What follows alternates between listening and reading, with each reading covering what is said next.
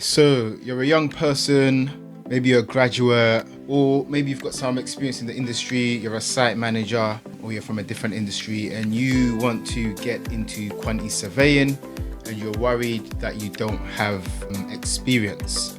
In this video, I'm going to talk about how experience is not the most important thing when you're starting out and how it's the personality traits that matter the most. So, for those of you that don't know me, hello, my name is Mr. Pinero. I'm a senior quantity surveyor in the UK with over 10 years industry experience in construction. And I created this channel just to help people who want to get into quantity surveying or construction, or people who are in the early years of their career and who want to level up to become a senior quantity surveyor as fast as possible. So if this sounds like you, click the subscribe button and let's get cracking. So I've broken down this video into 5 parts. Part 1, we're going to go through the technical skills that can be learned as a QS. Part 2, I'm going to be explaining to you why personality traits matter more than experience, especially when you're first starting out and you're applying for like graduate or entry level or assistant level roles. Part 3, gonna go through what specific personality traits that employers look for, what I would be looking for if I was hiring an assistant QS or a graduate or a trainee. And finally, I'm gonna go through how to demonstrate these traits in your CV or in your LinkedIn, how to come across in interviews to demonstrate these traits so that you'll be way more likely to get hired than someone else. All right, so let's get straight into it. So part 1, technical skills can be learned. So the technical skills of a quantity surveyor, as you should know if you are applying for quantity surveying roles, are like measurements, contracts. So if you're in the UK, the NEC3 contract or the JCT. If you're international, you might use the FIDIC contract more often. So yeah, contracts is based on where you live. There is also Excel. All quantity surveyors use Excel spreadsheet, the whole Microsoft package really, as our day-to-day a lot of the time, including other softwares such as Bluebeam and P6 sometimes, but again, those can be trained. Those are more the technical skills. Yeah, bill of quantities, measuring, all these things are all technical skills that can be learned. You can learn some of them by following this YouTube channel. You know, I've got tutorials on some of these things and a lot more tutorials coming up. If there are any technical things that you want me to cover, just drop in the comment section and I will cover them. So employers know that they need to train you, so you can get the basics of these technical skills, but you don't need to worry too much about them. So as an analogy, you can think of the technical skills as like tools in the toolbox. Yeah, if you don't have them yet, no problem. The company can give them to you once you land on the job. But what they can't give you is the right attitude that you need to actually use those tools to do the job well. I hope that analogy makes sense. All right, so why traits matter more than experience? So your personality traits show your potential to the employer. When you're first starting out in these trainee and junior roles, the employer is invested in your potential, where they see you can go, not just your CV. So no one expects you to walk in day one quoting NEC clauses or being able to draft a highly technical bill of quantities or be able to read complex engineering drawings or anything like that. All these can be learned on the job. They're all teachable. So now let's look at the specific traits. So first of all, attention to detail is very, very important in quantity surveying. So spotting mistakes saves money and employers love that. So that's one personality trait that you need to demonstrate. I'll show you how to do that later on in the video. And the next one's communication. As a quantity surveyor, you're talking to lots of different people. So you're talking to the client, you're going to be speaking to your managers, and you also at times need to speak to the site manager and the site staff. So you're speaking to people at all levels of the organization, people that don't necessarily understand the contract or understand the cost element of the job. So you need to be able to explain complex processes and terms in a simple way so that people who are not in your field can understand.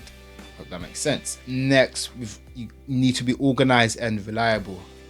as a QS, you just need to be really organized and reliable, because people are relying on you to interpret contracts, to save money, and to spot things in the job where other people will not be able to spot. For example, problem solving mindset. Construction is messy, you got to think on your feet a lot of the time, so if you've got a problem solving mindset, is really valuable. The next trait is curiosity and willingness to learn. Of course you need this if you're going to be you're applying, you're going into the trainee system, or of course you need these personality traits so that you can actually learn what's on the job, what is required of you. All right, so now onto the good part: how to demonstrate these traits if you have no quantity surveying experience. So so let's use some examples. So any past jobs that you've got, or your school experience can be used. Have you worked in retail, for example? Have you handled tricky customers and kept stock organized? This is a representation of strong communication and organization skills. If you're coming from a site role and want to transition into quantity surveyors, have you kept people or the work on track on site? This shows problem solving and reliability. Even college assignments. Did you do really well in your college assignments, in your coursework? Because this demonstrates attention to detail and obviously meeting deadlines, because you've got to submit your work by a specific time. I'll give you one powerful way to show these traits to an employer even before you land an interview later on. So next, how to demonstrate these traits. So first things first is LinkedIn. Optimize your LinkedIn. Everyone should be on LinkedIn, of course. You can share LinkedIn posts about something new you've learned. For example, if you've studied, if you've watched one of my videos, or you learned from somewhere else what NEC3 compensation defense mean, what OLE warnings mean, you can share that on your LinkedIn post. Just say, I just learned about Cs and this is what I think of them, this is why they're good, blah blah blah. Or even if you're in the site team now looking to transition, you can share a post of a site photo describing what you did, if you understand what I'm saying. So just things like that to get your profile up there and visible to potential employers, because this will prove that you're engaged with the industry, and even if you're not in the QS role yet, employers will notice that you want to get into it and that you're excited about the role. Next, when you land the interview, you want to stand out in the interview by asking good questions. So you can ask, how does your company use technology and cost management, for example? What does success look like for a junior QS in this specific company? Is a good question to ask. So questions like these, again, they show the traits of curiosity, commercial awareness, and strong communication skills. Next, you want to use your transferable stories from your past job, your transferable skills from past jobs. So whether you work in retail, hospitality, or like I said, even you're fresh out of uni, you'll be doing uni projects, all of these count. For example, you could say, in my last job, I handled difficult customers by staying calm and finding solutions. Again, and you can then say the same skill will be used when I'm managing subcontractor disputes, for example. You see what I'm doing there? I'm linking my past experiences and making it relevant to the construction quantity surveying world. So yeah, what you need to do is frame your experiences as problem solving plus resilience plus communication, because that's exactly what quantity surveyors need. And next, number 4 is to optimize your CV to highlight these traits. So your CV shouldn't be just a list of jobs. It needs to show your personality traits in action. So for example, you could say, I organize schedules for a 10-person team, ensuring deadlines were consistently met. Again, this shows organization and reliability.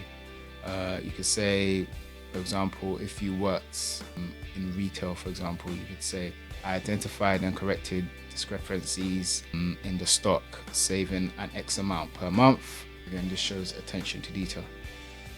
So yeah, if you're watching this and you like step-by-step guidance to structuring a QS CV that actually stands out, just click the link in the description, and yeah, you can get a CV review of myself. So remember, you don't need experience to become a quantity surveyor. What you need is the right personality traits, and to be able to demonstrate them clearly to employers, so that they can see that you've got the right personality, you're the right type of person for the job. Yeah, if you found this video useful, watch my other videos.